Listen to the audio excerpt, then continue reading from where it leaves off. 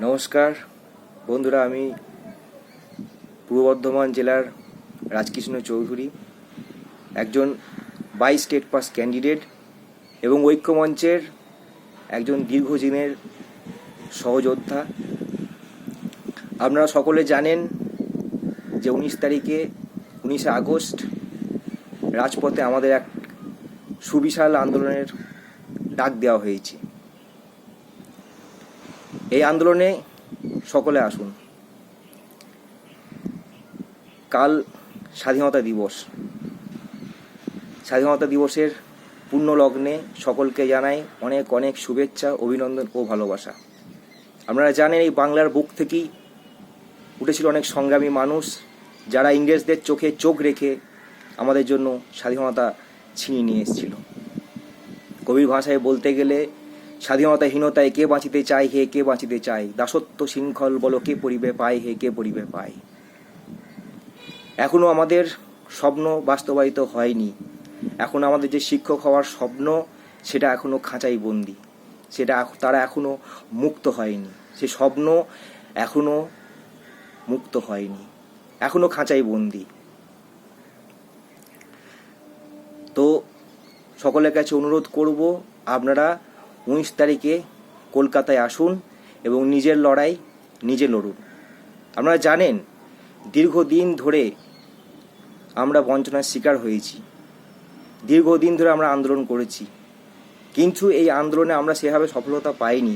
এর দায়ভার আমাদেরকে, কারণ আমরা সেইভাবে বিপুল সংখ্যক ছাত্রছাত্রী আন্দোলনে ঝাঁপাইনি, সেভাবে লোকজন আন্দোলনে ঝাঁপিয়ে পড়তে পারেনি।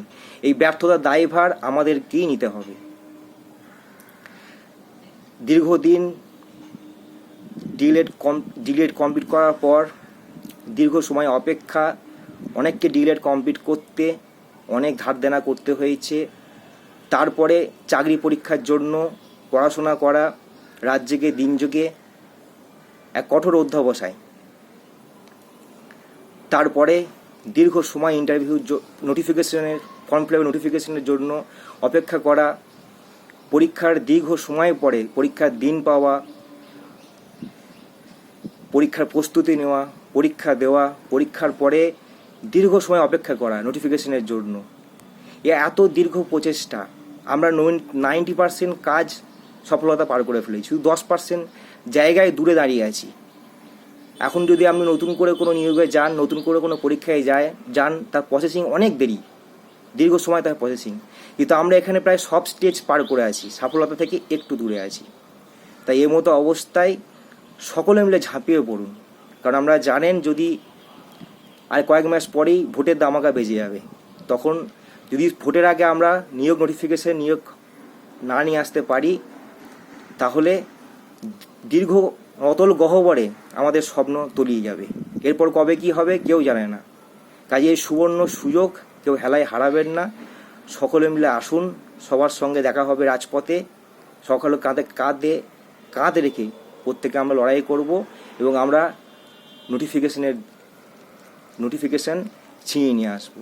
সকলের সঙ্গে দেখা হবে রাজপথে। অনেক অনেক ধন্যবাদ। 22 স্টেটেদের বলবো 19 তারিখে সকলে আসুন। ধন্যবাদ।